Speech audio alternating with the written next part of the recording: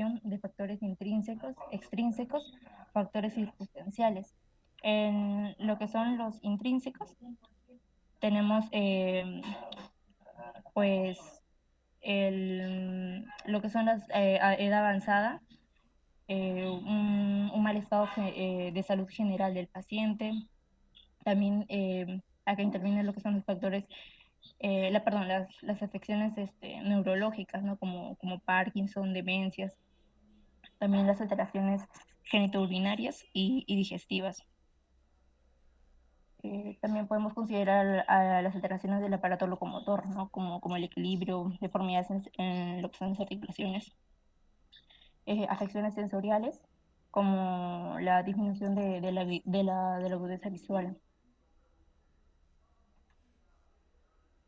Tenemos los extrínsecos, ¿no? En el domicilio, quizás el suelo, eh, es muy deslizante, están muy polidos, hay cables, alfombras. En la calle también puede ser pues las aceras estrechas, los desniveles. Y bueno, en los medios de transporte, pues las escaleras eh, de acceso excesivamente altas, ¿no? En los factores de riesgo tenemos pues la osteoporosis, caídas de repetición, vida sedentaria, el consumo de tabaco, un índice de masa corporal bajo o pérdida de peso importante por encima de lo que son los 50 años, el consumo de psicofármacos, enfermedades neuropsiquiátricas, disminución de la agudeza visual y, bueno, institucionalización cuando pues, el adulto mayor no se encuentra en una casa de reposo. Respecto a sus comorbilidades más frecuentes, en lo cardiovascular tenemos hipertensión arterial, cardiopatías, en lo endocrino y hematológico tenemos diabetes mellitus 2, anemia, en lo neumológico, neumonías, psiquiátrico tenemos la demencia, delirium, y bueno, en lo neurológico, neuropatías periféricas. Su sintomatología, pues dolor de cadera, dificultad, incapacidad o impotencia funcional para permanecer de pie o caminar. Luego también la aparición anormal de una pierna fractura. No puede ser que una pierna esté más grande que la otra, ¿no? Más corta, más. Los exámenes complementarios a solicitar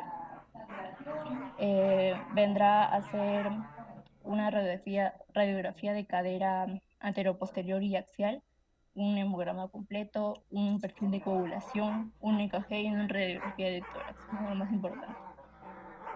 Ahora, respecto a la osteoporosis, es una enfermedad ósea más común. Su prevalencia de osteoporosis y la incidencia de fracturas osteoporóticas aumentan con lo que son la edad. Sus factores de riesgo tenemos en edad mayor de 65 años, por tratamiento con prednisona, también lo que son antecedentes familiares, un índice de masa corporal menos de 20, menopausia precoz y mayor a 2 caídas. Y en los menores de 65 años tenemos lo que es el tabaquismo, el alcohol, enfermedades crónicas, osteoporizantes y, bueno, los fármacos, ¿no? Como inhibidores de la aromatasa. Bueno,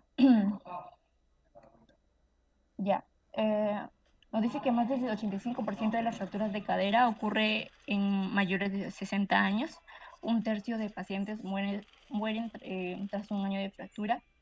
Los adultos mayores que son candidatos a cirugías suelen tener alto riesgo quirúrgico debido a factores como las comorbilidades, déficits funcionales preexistentes, síndromes geriátricos y fragilidad.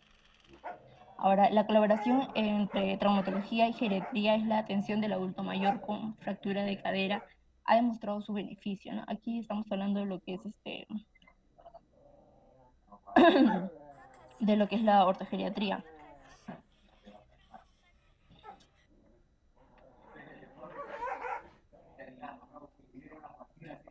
Bien. Bueno, la ortogeriatría o la ortopedia geriátrica es el enfoque multidisciplinario para el manejo del paciente adulto mayor que ha presentado una fractura, no principalmente la cadera, desde la etapa preoperatoria, pasando por la etapa postoperatoria hasta la alta médica, ¿no? Incluso haciendo seguimiento de su rehabilitación extrahospitalaria para continuar con la rehabilitación integral del paciente hasta reinsertarlo dentro de lo posible en lo que es su comunidad. En beneficios, reducción de eventos adversos, mayor tasa de cirugía o cirugía más precoz, reducción a la mortalidad, mejoría de la situación funcional de alta o largo plazo y disminución de la estancia hospitalaria.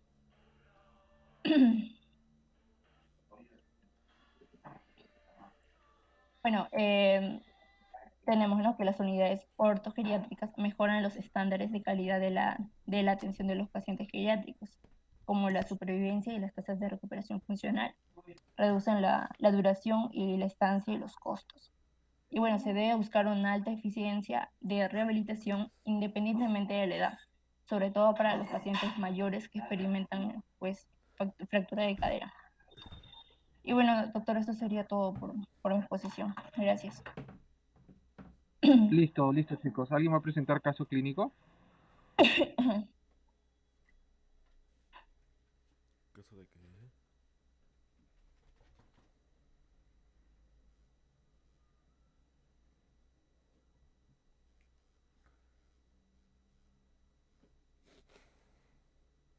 qué? No, doctor. Ya, ok. Entonces, como les comenté, ahora vamos a hacer una pequeña revisión. Ya, ¿alguien tiene alguna duda referente al caso clínico de su compañera?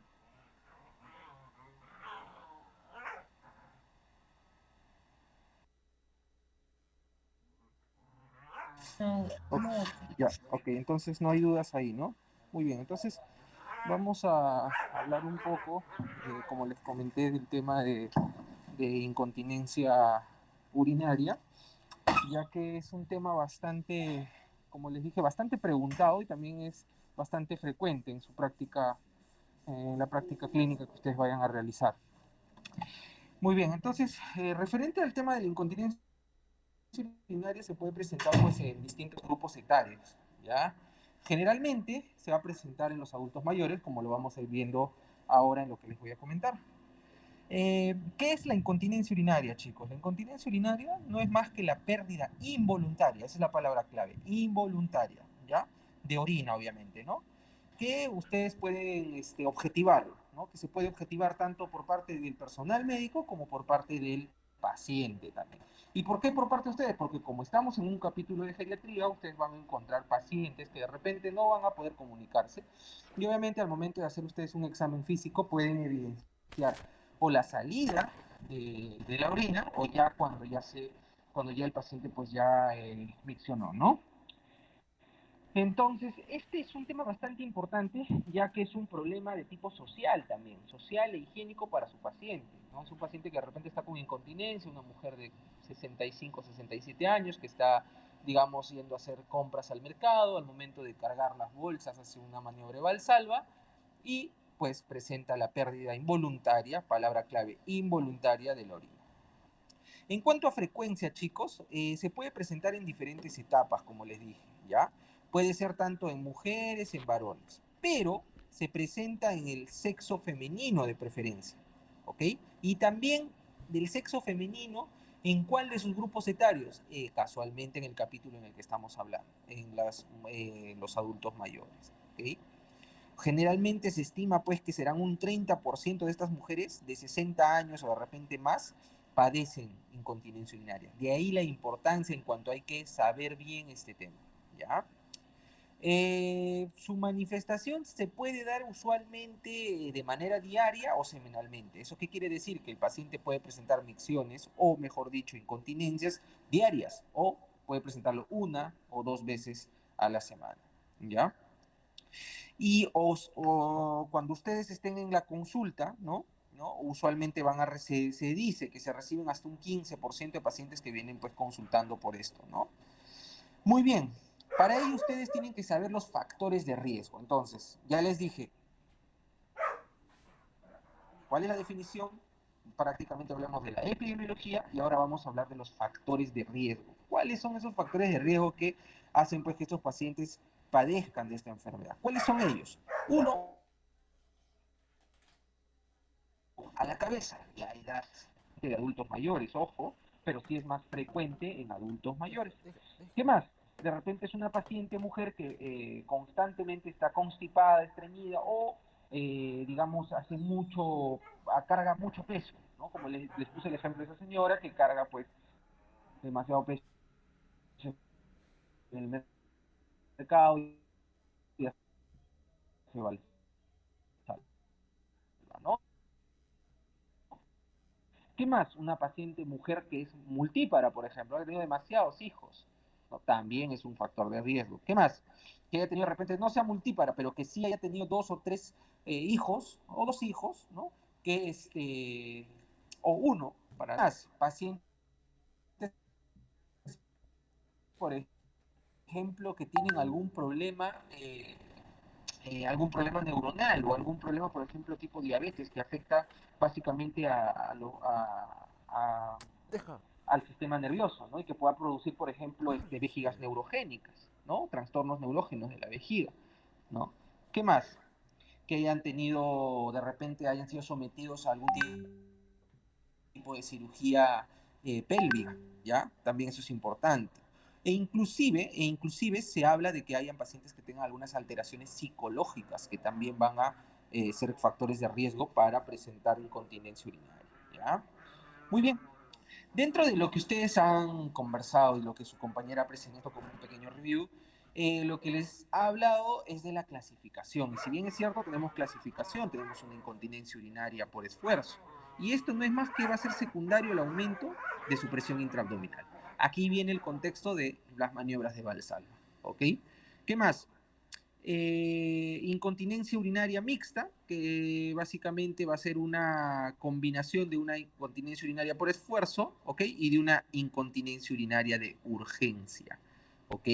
¿Cuál es la diferencia? Bueno, la incontinencia urinaria de urgencia se manifiesta, pues, ¡Ey! como les dijo, por una necesidad imperiosa por miccionar, ¿no? Unas ganas muy imperiosas de evacuar la vejiga, ¿no? Y esto es básicamente porque hay una función anormal del músculo. ¿Qué músculo? ¿Qué músculo, chicos? Conectivo. Angelique, ¿qué músculo?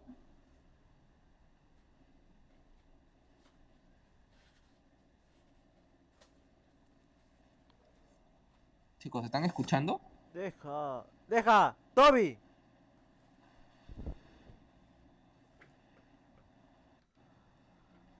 No puedo escuchar Claudia, nada. ¿qué músculo?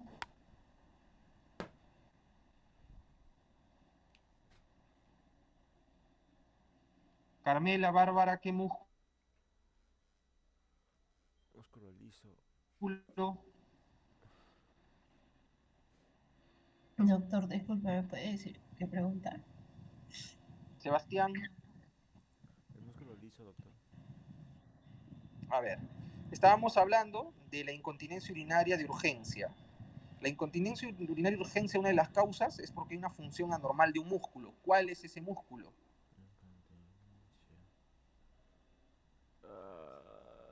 Incontinencia. Ya. Mm, Creo que sé cuál es. Bárbara, Claudia, Carmela, Angelique, ¡Cállense! Sebastián, cualquiera. Ah,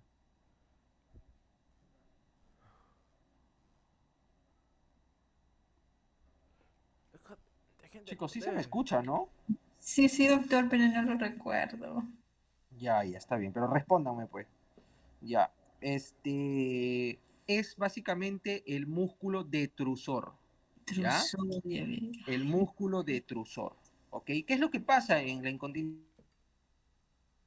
urinaria de urgencia? Lo que va a haber una alteración del músculo detrusor, pero ¿qué es lo que va a suceder? Me van a preguntar ustedes, ¿no?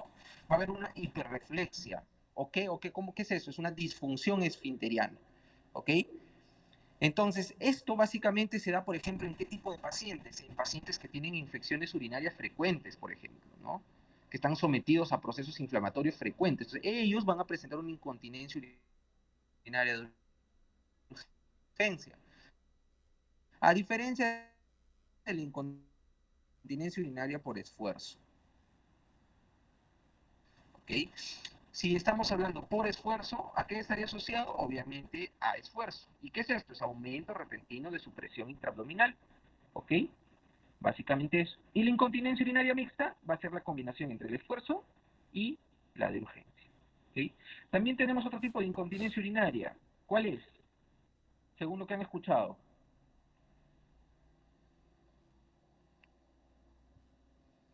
Sebastián, ¿cuál es el otro tipo de incontinencia urinaria a la que ya estoy mencionando, distinta a la que ya mencioné? Continencia urinaria. Ah, la que Sebastián. es, sí, sí, doctor, la que es por obstrucción, la que era por...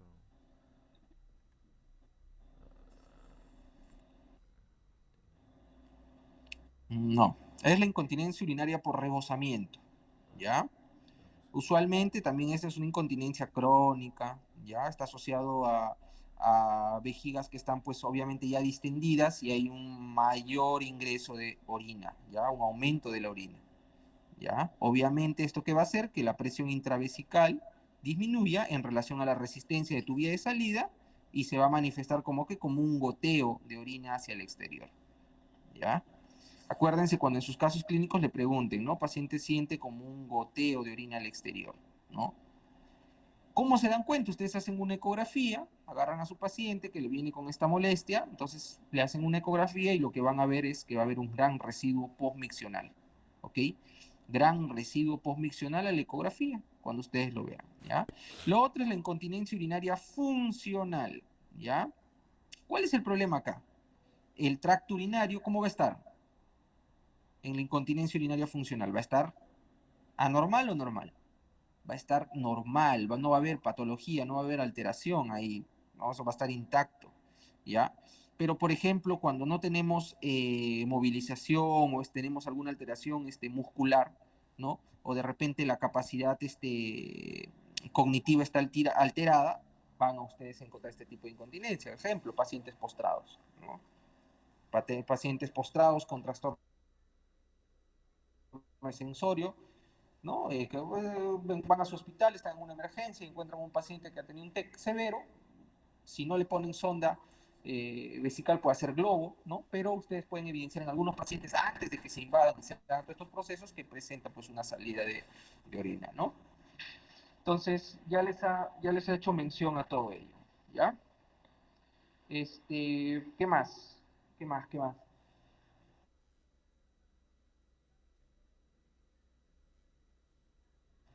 Tenemos, por ejemplo, cómo nosotros hacemos el diagnóstico, ¿ya?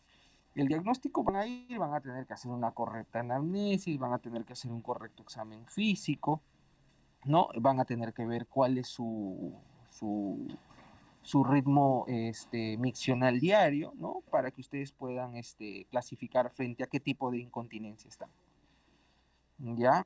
Este, ¿Qué más? ¿Qué más? ¿Qué tipo de pruebas van a solicitar? A ver, voluntarios. La ecografía, como mencionó, ¿no? Y claro, la ecografía. Ya, sí, estoy de acuerdo contigo, pero ustedes acuérdense de que te invita, aparte de ello, también lo que ustedes van a solicitar van a ser, por ejemplo, exámenes de orina, ¿no? ¿Por qué? Porque les dije que una de las causas de la incontinencia urinaria de urgencia, por ejemplo, ¿cuál era? Eran las infecciones. Entonces ustedes tienen que ver que su análisis de orina esté pues normal, no tienen que descartar esa infección. Tienen que ver también en su examen de orina, no solamente van a ver si hay infección, tienen que ver de otras causas. Le hablé de la vejiga neurogénica. Entonces, ¿en qué buscarían encontrar ustedes en su examen de orina? Carmela, a ver tú misma. Ya, algo patológico, ¿no? Como Claro. mencionó, ¿no? Infecciones urinarias, bacterias, ¿no? No, pero te Todo. digo, es un paciente con una vejiga neurogénica, ¿ya? Y que tiene un tipo de incontinencia causada por esta patología. Le pides un examen de orina. ¿Qué esperas encontrar en el examen de orina? No te ha salido gérmenes, por si acaso. No tiene infección urinaria. Am,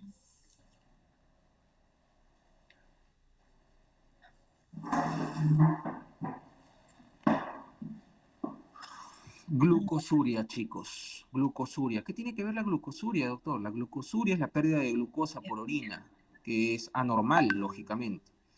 Y esto se ve en pacientes diabéticos. Y los diabéticos usualmente presentan también vejigas neurogénicas. Entonces, también guarda relación. ¿Se dan cuenta? ¿Qué más? Como dice Carmela, doctor, le hago una ecografía. Perfecto. ¿Por qué? ¿Qué quieres ver ahí? Quiero ver el residuo postmiccional, doctor, en la ecografía. Para eso te sirve la ecografía, ¿ya? Y además, obviamente, vas a evaluar pues, los riñones, la vejiga. De repente hay patología asociada ahí, ¿no? Entonces, eso también te va a ayudar. ¿Qué más? Lo que comentó y escuché en la exposición, estudios urodinámicos, ¿no? ¿Cuál? Lacistomanometría, ¿no? ¿Qué cosa hace eso? ¿Qué hace lacistomanometría, chicos? El que expuso, a ver.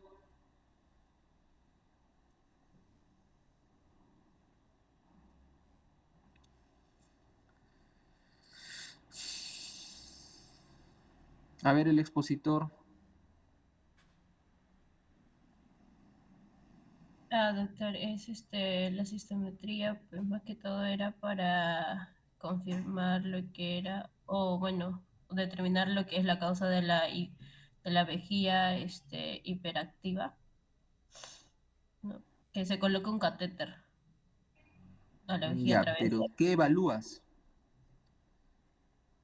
El volumen de orina. A ver, um, la cistomanometría, chicos, lo que va a hacer es va a estudiar la fase del llenado vesical, así se llama, ¿ya? ah, Entonces, ¿qué es lo que va a hacer esto? Va a evaluar cuán sensible es tu vejiga al llenado, ¿ya? Y cuál va a ser su capacidad también. Entonces, ¿qué cosa hace esto? ¿Qué nos evalúa? Evalúa la función del músculo detrusor. Acuérdense de ese musculito. El músculo detrusor es muy importante en el tema de la vejiga y en cuanto a incontinencia. Entonces, va a evaluar la función del músculo detrusor al momento en que se llena y va a ver cuán competente es este esfínter. Esa es unacistomanometría. ¿Ok? Entonces va a evaluar, no se olviden, la fase del llenado vesical, ¿ya? Evaluando cómo funciona el músculo detrusor al momento del llenado y cuán competente es tu esfínter. ¿Ok? Eso es lo que hace lacistomanometría. Obviamente, para evaluar eso, como dijo Angeli, se introduce un catéter. ¿Ok? Ahí hay muchas patologías para descartar, dentro de ellas, como dice, ¿no? La vejiga hiperactiva, por ejemplo, ¿no? ¿Qué más? El estudio miccional. Hay un estudio que se llama estudio de presión flujo también, que se utiliza en este tipo de exámenes de estudios urodinámicos, ¿ya? Básicamente para evaluar si hay sospecha de obstrucción, por ejemplo, si el detrusor es muy pobre, es poco contráctil, por así decirlo, ¿ya? Durante el momento de la micción, obviamente. ¿Cuál es el tratamiento? Si ya tienes un paciente, obviamente, que está que se micciona a cada rato. Uy, un momento, chicos, un momento. Ya, si tenemos un paciente, pues, un segundo, chicos, ahorita me vuelvo a conectar, me están llamando. Un momentito, por favor.